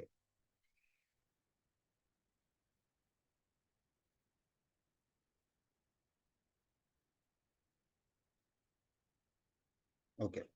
पहा, पहिल्या केसमध्ये ब्लॉक जेव्हा आत होता, नंतर ब्लॉक फ्लोट व्हायला लागला, नॉर्मल कंडिशन काढली आपण सेकंड केसमध्ये, म्हणजे पाणी आलंय पूर्ण एका लेवल पर्यंत पाणी आलं आणि ब्लॉक आता फ्लोट व्हायला लागलाय. ब्लॉक फ्लोट व्हायला लागलाय म्हणजे ब्लॉक एच हाईट आतमध्ये, आणि तेव्हा ब्लॉकचा साईज बी आहे. ब्लॉकचा साईज बी आहे. इथं जर मला फोर्सेस लावायचे झाले तर कसे लावणार आहे फोर्सेस? इथं जर फोर्सेस लावायचे झाले तर आता मास किती आहे? तर डेन्सिटी ऑफ आईस घेऊयात. डेन्सिटी ऑफ आईस बरोबर, मास mg बरोबर रो vg. हा एक फॉर्म्युला लावला, हा एक भेटला मला फॉर्म्युला. करेक्ट. मास काय घेणार मी? आईसचा मास. तर डेन्सिटी ऑफ आईस घेतो इंटू व्हॉल्यूम ऑफ आईस घेतो. Volume of ice multiplied by g ला जी तर कॅन्सल झाला. इथे घेतो density of water into volume of water inside घेतो. इनसाइड इथे तर पूर्ण सॉलिड घेतला बरोबर. डेन्सिटी ऑफ आईसला रो आईस म्हणतो बरोबर. व्हॉल्यूम ऑफ आईस जर मला काढायचा असेल तर आता साईज त्याची बी आहे, म्हणजे व्हॉल्यूम काय घेणार? टोटल व्हॉल्यूम घेणार बी क्यूब. वॉटरची डेन्सिटी रो डब्ल्यू आहे आणि volume of ice inside, volume of ice inside काय असेल? तर हाईट एच आहे रे, बट याचा 2 डायमेन्शन तर बी आहेत. जसं मी तुम्हाला सांगितलं, हा बी आहे, हा बी आहे, आणि ही जी हाईट आहे ना ही एच आहे. म्हणजे व्हॉल्यूम काय घेणार इथं मी? बी स्क्वेअर इंटू एच. हे समजले का? पहा बरं, हे क्लिअर आहे का? हे याच्यात काय डाऊट? याला जर मी कॅन्सल केला, याला जर कॅन्सल केला तर इथलचा बी स्क्वेअर गेला, इथे बी राहिला. म्हणजे मी density of ice upon density of water बरोबर एच बाय बी ही टर्म वापरू शकतो. ही टर्म वापरू शकतो. इथपर्यंत आलोय सध्या मी बरोबर. मला बी ची व्हॅल्यू शोधायची आहे, पण आपल्याकडे 2 अननोन आहेत. 2 अननोन आणि इक्वेशन एकच भेटले आतापर्यंत. दुसरं एक इक्वेशन आहे का रे? दुसरं एक इक्वेशन बनवू शकतो का? पाण्याचं मास तेवढंच राहिलं का रे? मास आईस जरी मेल्ट झाला तरी मास तेच राहिलं पाहिजे ना. कन्झर्वेशन ऑफ मास तर लावू शकतो आपण इथे. मग मी असं म्हणू का, इनिशियली जेवढं मास होतं तेवढंच फायनली मास राहिला पाहिजे. इनिशियली मास किती होतं पहा? इनिशियली मास, तर इनिशियलचं मास इझी आहे. डेन्सिटी ऑफ आईस घेतो टू व्हॉल्यूम ऑफ आईस घेतो सुरुवातीला. डेन्सिटी ऑफ आईस काय झाला? डेन्सिटी ऑफ आईस, त्याला रो आईस म्हणूया कारण दुसरा इक्वेशन आहे आपल्याकडे. व्हॉल्यूम ऑफ आईस काय होता सुरुवातीला? इनिशियली, एकदम इनिशियली 4. तर 4चा क्यूब घेतला मी. Density of ice to volume of ice झाला, इनिशियल मास झाला. नंतर काय असेल सांगा बरं? नंतर सेकंड केसमध्ये काय असेल? सेकंड केसमध्ये मला मास काढायचं, तर कोणत्या एरियामध्ये पाणी आहे आणि कुठे आईस आहे हे समजेल का? पहा, हे पाणी आहे या साईड पर्यंत, आणि ब्लॉक थोडा बाहेर गेलेला आहे. ब्लॉक थोडा बाहेर गेलेला आहे. कसं काढायचं सांगा? नंतरचा मास कसं काढायचं? Ice plus water. Correct. Ice plus water काढायचं. करेक्ट आहे. आईस प्लस वॉटरचं व्हॉल्यूम पण काढता येईल आपल्याला, हे पण करेक्ट आहे. मास कसं काढणार? Density of ice into volume of ice initially झालं. नंतर काय येईल? नंतर असं म्हणूयात, mass of water, mass of ice. Mass of water कसा काढायचा सांग? Mass of water, mass of water. Density multiply by volume. Density, volume आपल्याला माहिती आहे पाण्याचं. पाण्याची हाईट एच आहे. पाण्याची हाईट एच आहे. डेन्सिटी जर घेतली वॉटरची multiplied by volume of water. Volume of water गेलं सिलेंड्रिकल आहे. सिलेंड्रिकल. पाण्यासाठी व्हॉल्यूम कसं काढणार? बरं ठीक आहे. डायमीटर दिलेली. डेन्सिटी ऑफ आईस करू पाण्याचा थोडा अवघड आहे, काढूयात पण थांबायचं. Density of ice into volume of ice बरोबर. हा पार्ट इझी आहे रे, हा वाला. Density of ice into volume of ice काय बनला सांगा? नंतरची साईड काय आहे? बी बरोबर. So volume of ice easily B cube येईल का? Easily volume of ice B cube आहे. नंतर मास समजलं. पाण्याचा व्हॉल्यूम काढायला थोडं तर ट्रिकी बी आहे बाबा. स्क्वेअर एच येईल ना. हा, बी स्क्वेअर नाही एच नाही, येईल ना. आईस आईस पूर्ण रे, मास म्हणतोय मी. आतला का घेतोयस तू? आपण मास काढतोय. मास मास तर पूर्ण येणार ना. एक वजन काटा ठेवला तर फक्त काय आतलं मोजणार आहे का? तो सगळं मोजेल ना. आपण मास कन्झर्वेशन लावतोय. आधी मास काय होतं? आधी फक्त क्यूबचं मास होतं ना, जेव्हा 4 आणि 4 होता बघ, 4 आधी होतं. नंतर काय झालं? नंतर पाणी पण झालंय आणि आईस क्यूब पण झालं. मग आईस क्यूब आहे तर आईस क्यूबचं पूर्ण व्हॉल्यूम घेशील ना, डेन्सिटी ऑफ आईस इंटू पूर्ण व्हॉल्यूम. पाण्यासाठी काय घ्यायचंय हा आपला प्रश्न आहे. आईस क्यूब इंटू 4 क्यूब हे तर आलं. पाण्यासाठी काय घ्यायचं? सर डायमीटर दिलंय आणि हाईट पण माहिती आहे वॉटरची. डायमीटर सिलेंडर हाईट दिली आहे, डायमीटर माहिती आहे, पण मध्ये आईस आलाय ना रे मध्ये विराज. मध्ये आईस आलाय. म्हणजे वरून जर बघशील तर तुला काय दिसतंय पा? हा सिलेंडर आहे का वरून पाहिलं तर? म्हणजे सर्कल. आणि इथे तुला असा हे दिसतोय का पा? हा वाला आईस. वरून पा, वरून. त्याला टॉप व्ह्यू ने पा, टॉप व्ह्यू. पाणी किती आहे हे तुम्हाला कळतंय का? त्यासाठी मी थोडा वेळ लावतोय, बाकी काही नाही. हे पाणी आहे, हे पाणी. हे पाणी आहे. Sir pi square H. नाही, डायरेक्ट नाही.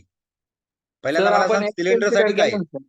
हा, एच सिलेंडरचा एरिया कन्सिडर काढ. केलं ना आपण. यस, एच हाईट आहे, कन्सिडर केली आहे, बरोबर. व्हॉल्यूम ऑफ वॉटर काढताना इथे मी व्हॉल्यूम ऑफ वॉटर काढून देतो. मला सांगा व्हॉल्यूम ऑफ वॉटर काढताना क्रॉस सेक्शन आला का पाय स्क्वेअर? बरोबर. पण एवढा पूर्ण घेऊ शकतो का मी? हा तर एरिया हा पूर्ण झाला ना. या सर्कलचा एरिया झाला, सर्कलचा. हे समजतंय का? सर्कलचा एरिया झाला. त्यातनं किती मायनस करू सांगा? त्याची साईज सध्या काय आहे? स्क्वेअरचा एरिया. सध्या हा स्क्वेअरचा एरिया. बट सध्या स्क्वेअर किती साईजचा आहे? बी आणि बीचा आहे ना. बी आणि बी ला काय झाला? मायनस बी स्क्वेअर झाला. बरं, हे तर एरिया झाला रे. याला हाईटने मल्टिप्लाय करू का? हाईट याच आहे ना. हाईट याच आहे का? समजते का? पहा, पाणी किती हाईट पर्यंत आहे? पाणी एवढ्याच हाईट पर्यंत ना, एच हाईट पर्यंत. क्रॉस सेक्शन समजलं आपल्याला. वरून पाहिलं तर सर्कल दिसला. ही टर्म क्लिअर आहे का? हे समजल्याशिवाय आपण पुढे नाही जाऊ शकत. समजले का? पहा. ओके. व्हॉल्यूम ऑफ वॉटर आला. आता इक्वेशन बघा काय. आता इक्वेशन कसं बन, याला जर आम्ही कॅन्सल आउट करतो पूर्ण. पूर्ण निघून गेला काय? आता आन्सरला जाऊयात आपण. जरा आन्सरला जाऊयात. डेन्सिटी ऑफ आईस आला इथे 4 चा क्यूब 64 झाला, इक्वल्स टू इथे VW होता. डेन्सिटी ऑफ वॉटर आला. व्हॉल्यूम ऑफ वॉटर काय आहे? आत्ताच काढला. Pi R square minus B square into H plus density of ice into B cube. अशा टर्म्स मिळाल्यात. पण आईस आणि वॉटरची डेन्सिटी दिलीच नाही आपल्याला. पण आपल्याकडे एक रिलेशन आहे ना रे, हा वाला रिलेशन. तर मी डेन्सिटी ऑफ आईसला डेन्सिटी ऑफ वॉटरने डिवाइड करून घेऊ का? डेन्सिटी ऑफ आईसला डेन्सिटी ऑफ वॉटरने डिवाइड करून घेतो सगळीकडे. वॉटर वॉटर वॉटर काढून घेतो. सांगा मी आईस अपॉन वॉटरला काय लिहू शकतो? आईस अपॉन वॉटरला एच बाय बी. इथे काय आलं? H by B. Correct. Multiplied by 64 equals to rho W cancel. So pi R square minus B square into H, बरोबर, plus pi R square. H पण आला ना इथे. हे इक्वेशन चुकलं नाहीये ना आपलं? आईसची density multiplied by volume total आला बी क्यूब. त्यानंतर वॉटरची डेन्सिटी, त्यानंतर B square H. Ice upon water H by B. H by B correct आहे. तर इथे आईस आईस इंटू आईसचं व्हॉल्यूम, वॉटरने डिवाइड केलं ice by water, H by B आहे. 64 आला. रो डब्ल्यू आला, रो डब्ल्यू ने डिवाइड केला, VW आला plus rho ice water. Solve तर करून बघूयात. एच बाय बी 64 आला. हा कॅन्सल झाला. Pi R square minus B square into H plus rho ice by rho water is H by B into B cube. Ice by water easy होईल. Ice by water, ice by वॉटरच केलाय ना आपण. Ice by वॉटरच केलाय ना. H by B.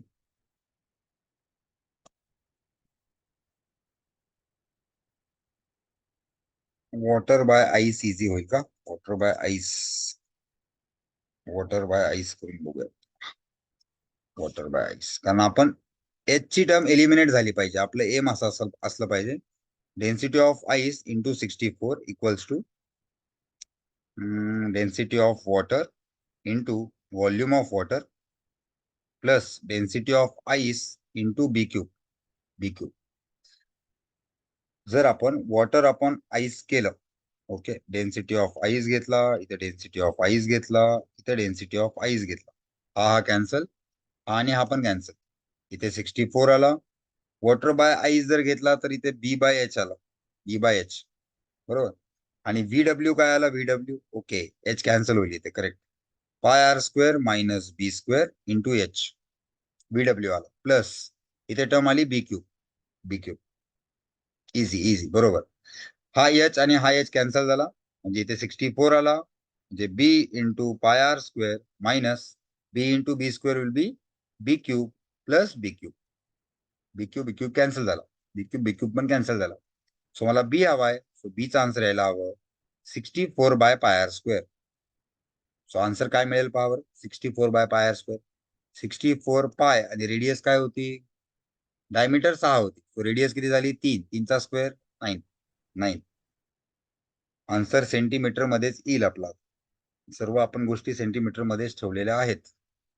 64 1 bye पाय काय झाला, 0.318, 0.3 घेतो मी त्याला सध्या. 64.3 म्हणजे हा झाला 64, इथे 3 म्हणजे हा झाला 30, आणि 64 बाय 30, 64 बाय 30 काय येतं आन्सर पहा, 3 ने जर डिवाइड केलं, 64 बाय 30, 64 बाय 30, आन्सर जवळपास 2.15 सेंटीमीटरच्या आसपास यायला हवं. 0.318 घेतलं तर एक्झॅक्ट येईल. 64 इंटू 0.318 एक्झॅक्ट काढून बघूयात, 9 आला, 9. 64 इंटू 0.318, 64 इंटू 0.318 हा होतोय 20.352 divided by 9, divided by 9. Answer exact यायला हवं 2.26 सेंटीमीटर. एकदा चेक कराल काय आन्सर, 2.26 सेंटीमीटर असायला हवं. सर आईसचे एच हाईट वर फ्लोट करतो, मग under ice water is in cylinder shape, so we should not subtract area of square. ना तसं नाही, तसं नाही. 2 डायग्राम काढून दाखवतो, दोन डायग्राम. ऍक्च्युली तोच तर कन्सेप्ट महत्वाचा आहे याच्यामध्ये. हा एक सिलेंडर आहे, हो सिलेंडर आहे, त्याच्यामध्ये पाणी आहे, त्याच्या आतमध्ये पाणी आहे, बरोबर. आता क्यूब जर घेतला आपण, तर क्यूब असा घेतोय आपण, जस्ट फ्लोट होत्या, जस्ट फ्लोट होते, हा क्यूब आहे, बरोबर. आता पाणी किती लेवलला आहे बघायचं. पाणी वरून जर बघितलं तर हा तर एक सिलेंडर आहे ना, हा तर एक सिलेंडर आहे. वरून जर पाहिलं, या साईडने पाहिलं तर आपल्याला असं सर्कल दिसेल, सर्कल दिसेल. मला सांगा, वरून पाहिलं तर आपल्याला पूर्ण पाणी दिसेल का, आपल्याला हे सगळं पाणी दिसेल का, सांगा, सगळं पूर्ण पाणी दिसेल का, वरून आपल्याला आईस पण दिसेल, सांगा, वरून आपल्याला आईस पण दिसेल का, पाणी दिसेल. मला वाटतं इथे आईस दिसेल, मला वाटतं एवढा आईस दिसेल. समजते का. हाईट तर याची आहे, त्याची हाईट याची आहे पाण्याची, नो डाऊट. पण एरिया आहे का, पूर्ण पूर्ण पाय आर स्क्वेअर लावायचा का पाण्याला, इथे तर मध्ये पाणी नाही ना, इथे मध्ये तर आईस आहे. सो एरिया घेताना मला पाय आर स्क्वेअर मायनस जी साईज उरलेली आहे त्याला मायनस करावं लागेल, हे तर करावंच लागेल. क्लिअर होते का, बरोबर. श्रेयस तुला क्लिअर झाले का हे पहा.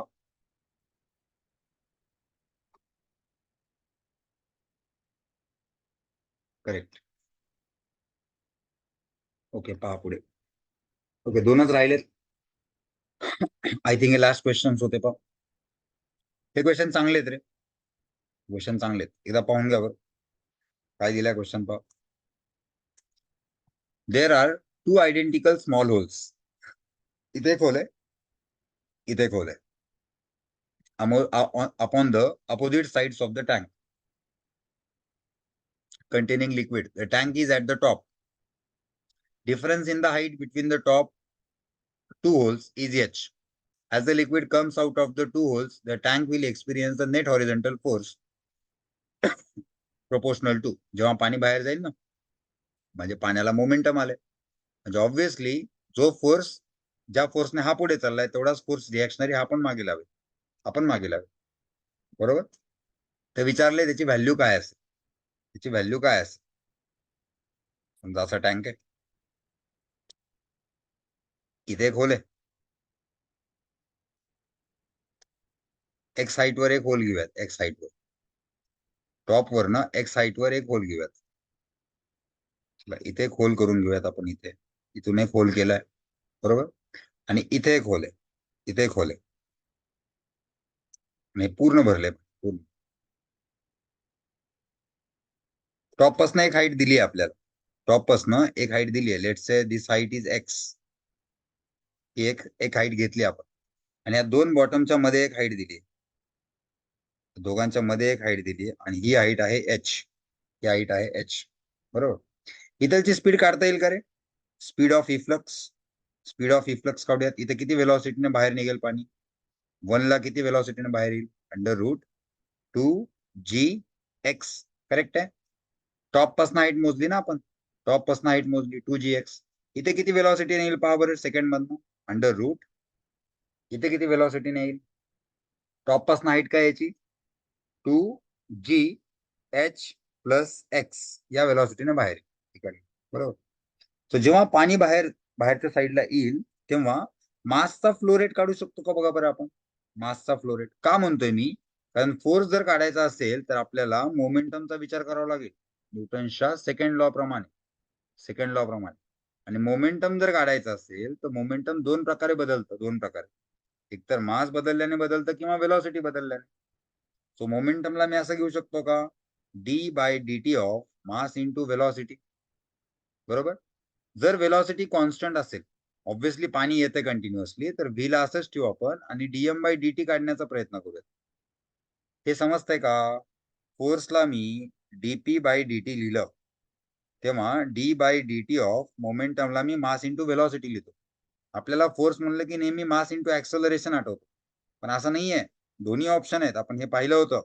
dv/dt into v into dm/dt असा होता, v इंटू dm/dt. त्यातला आपण हा केस वापरतोय, v into dm/dt. Velocity constant घेतोय कारण त्याचा डेरिव्हेटिव्ह 0 घेतला. सो फोर्स काढण्यासाठी मला dm/dt काढावं लागेल. आता सांगा बरं, पाण्याच्या केसमध्ये dm/dt कसा काढतात? पाण्याच्या केसमध्ये dm/dt कसा काढतात? पाण्याचा मास काढायचा, पाण्याचा मास. पाण्याचा मास काढायचा तर सिम्पली त्याला डेन्सिटी इंटू काय करणार आपण? Volume. Density to volume. Density तर बदलत नाही, म्हणजे dv/dt केला, dv/dt केला. dm/dt समजला का? dm/dt आला rho into dv/dt, rho into dv/dt. आणि dv/dt म्हणजे volume flow rate.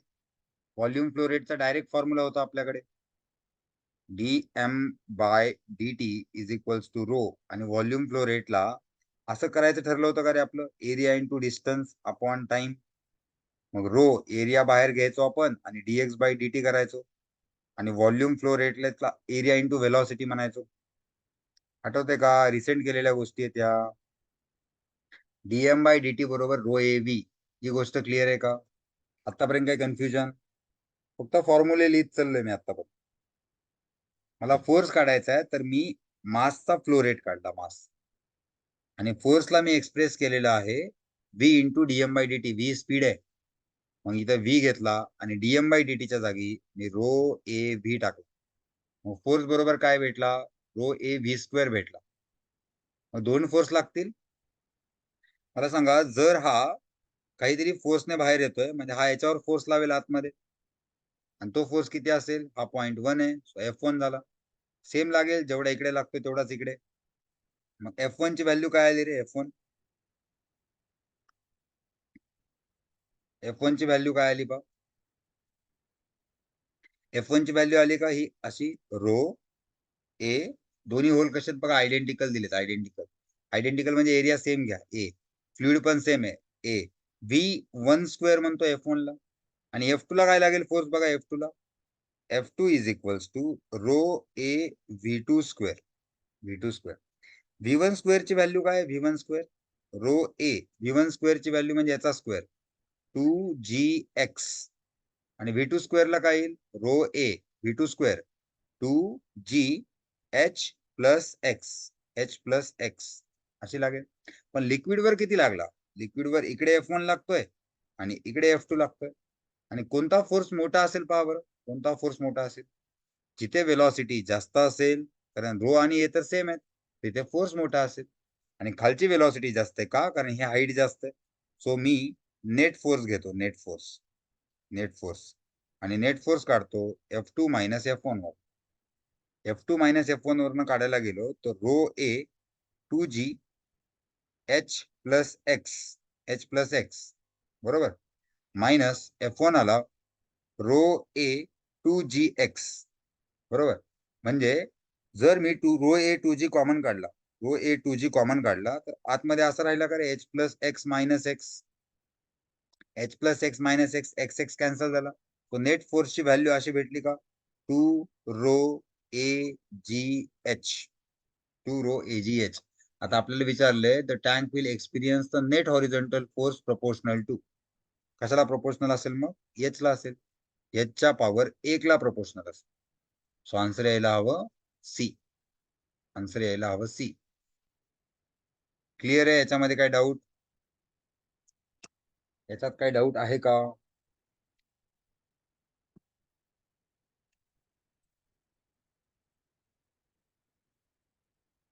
Clear, okay.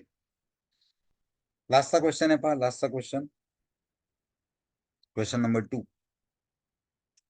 Question number 2 इथेच एक्सप्लेन करतो काय. Water is filled up to height H. H height पर्यंत पाणी भरलंय आपण याच्यामध्ये, एच हाईट पर्यंत. Radius R as shown in figure. Density of the water is rho. Surface tension of the water is T.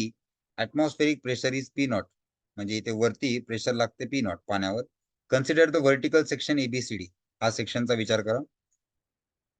The force on the water on one side of the section by the water on the other side of the section has magnitude. कोणता पण एक section consider करा बरं, कोणता पण एक. चला आपण हा सेक्शन कन्सिडर करूयात. हा वाला सेक्शन कन्सिडर करू.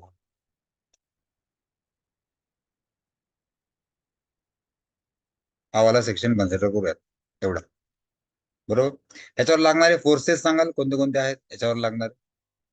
जसं हा जर सेक्शन असेल तर या सेक्शनला इकडचा लिक्विड इकडे बोलवेल का रे? इकडे टॉप वरचं बोलतोय मी, टॉप वरचं, फक्त टॉप वरचं बोलतो, टॉप वरच. टॉपवर याला इकडे फोर्स लागेल, इकडे force due to surface tension. किती असतो तो force due to surface tension? तर कॉन्टॅक्ट लेंथ घ्यायची, कॉन्टॅक्ट लेंथ घ्यायची. कॉन्टॅक्ट लेंथ किती आली सांगा?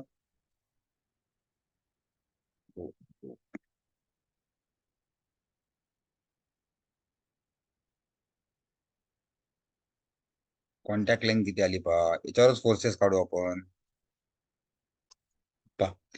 याच्यावर इकडे फोर्स लागला एक, एक इकडे फोर्स लागला बरोबर. कॉन्टॅक्ट लेंथ किती आहे? कॉन्टॅक्ट लेंथ ही आहे 2R. मग force due to surface tension, त्या पहिल्यावर लागलेला फोर्स इकडे असणार 1 वर 1 आणि 2 वर लागलेला 2 वर असेल. म्हणजे किती आला फोर्स? या पहिल्यावर आला force due to surface tension, तो किती असतो? 2 कॉन्टॅक्ट लेंथ म्हणजे 2R multiplied by T. So किती झाला force due to surface tension? 2TR झाला. हे समजले का? पहिलं पहा, force due to surface tension समजलेला आहे का? Force due to surface tension 2TR आला. Force due to surface tension 2TR येतं. याच्यावर इकडे लागला, याच्यावर इकडे लागला आणि याच्यावर इकडे लागला. या पहिल्यावर इकडे लागते 1 आणि दुसऱ्यावर 2 नंबर लागतो, 2 नंबर. सो पहिल्यावर जो फोर्स लागलाय ती कॉन्टॅक्ट लेंथ ही आहे, ही कॉन्टॅक्ट लेंथ आहे आणि ही 2R आहे डायमीटर आणि सरफेस टेन्शन T आहे. म्हणजे force due to surface tension हा 2TR आला, 2TR. Force due to surface tension येतोय 2TR. सो पहिला एक फोर्स आलेला आहे 2TR. आता अजून एक फोर्स राहिला. कोणता फोर्स राहिला सांगा बरं? एका हाफवर मला फोर्स काढायचा, अजून एक फोर्स राहिलाय. सरफेसचा मी काढलाय, एक फोर्स राहतोय. कोणता राहतोय पहा?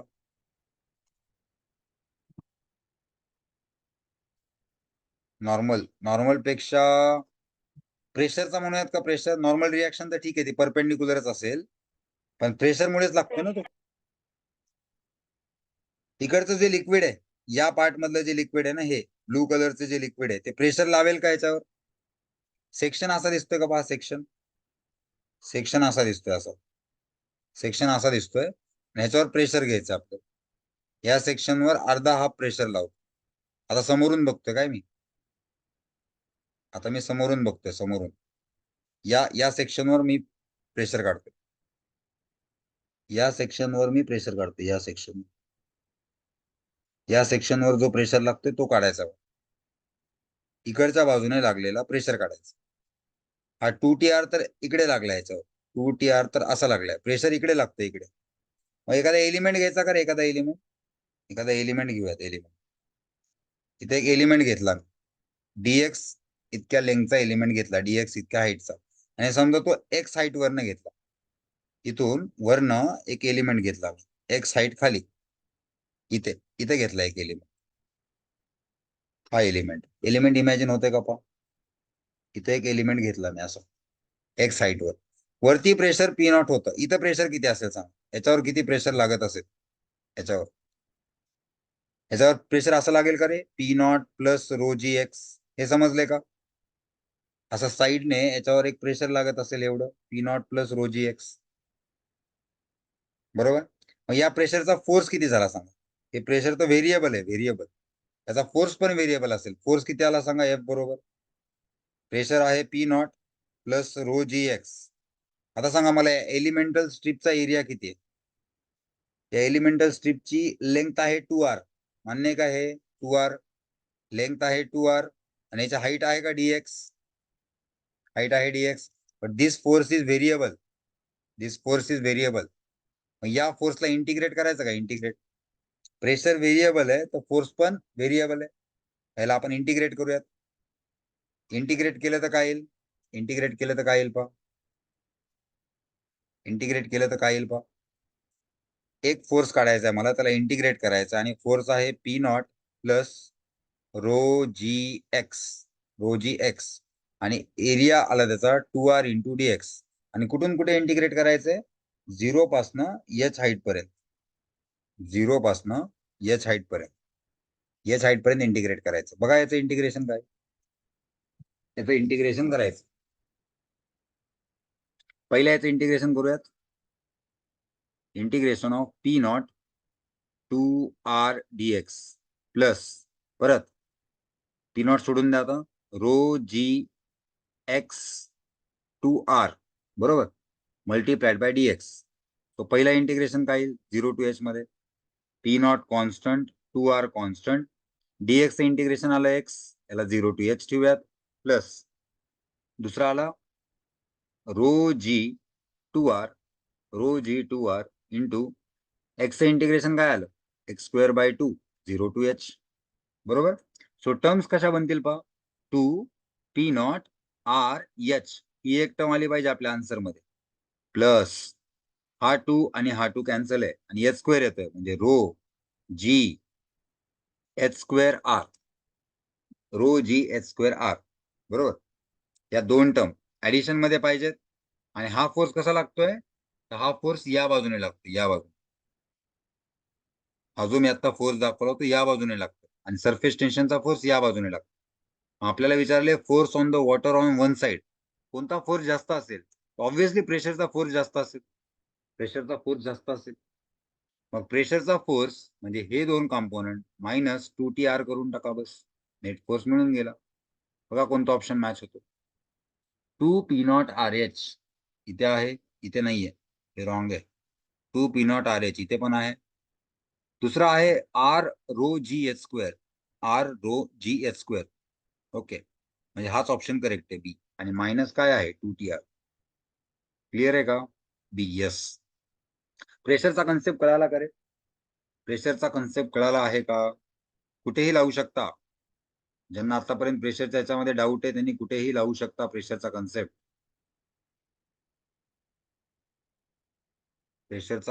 लावू शकता. प्रेशरचा कन्सेप्ट परत एकदा पहा शॉर्ट मध्ये. बघा असा सरफेस होता, असा सरफेस होता, असा, बरोबर. इथे मी एलिमेंट घेतला होता, इथे एलिमेंट घेतला होता. इथे एलिमेंटची ही जी साईज आहे ना, ही 2r आहे लेंथ, आणि ही जी हाईट घेतली होती ती dx, आणि एलिमेंट घेतला होता x अंतर खाली. आता या पॉइंटला प्रेशर घ्यायचा होता, टॉपला होता पी नॉट, इथं प्रेशर काय आलं? पी नॉट प्लस रो जी एक्स, एवढा प्रेशर आहे जो इथे लागतोय. मग फोर्स किती लागतोय? फोर्स तर तो प्रेशर इंटू एरिया काय आला होता? 2r dx, आणि या फोर्सला मी इंटिग्रेट केलं, 0 to h मध्ये पी नॉट प्लस रो जी एक्स, इंटू 2r dx याला इंटिग्रेट केला तर हा आन्सर आला. क्लिअर आहे? ओके, चालेल. अजून कोणता क्वेश्चन? नाही झालं. ठीक आहे, थांबूयात. मॅथ्सचा अभ्यास करा रे आठवणीने. या संडेला फिजिक्सची टेस्ट नाही आता, फक्त मॅथ्सचीच टेस्ट होईल. सो मॅथ्सचा अभ्यास करा जास्त सांगितले त्याप्रमाणे. ठीक आहे, थांबूयात. एंड करतो. कोणते क्वेश्चन जमले नसतील तर परत एकदा पाहाल, व्हिडिओ शेअर करून टाकतो. ठीक आहे, चला बाय.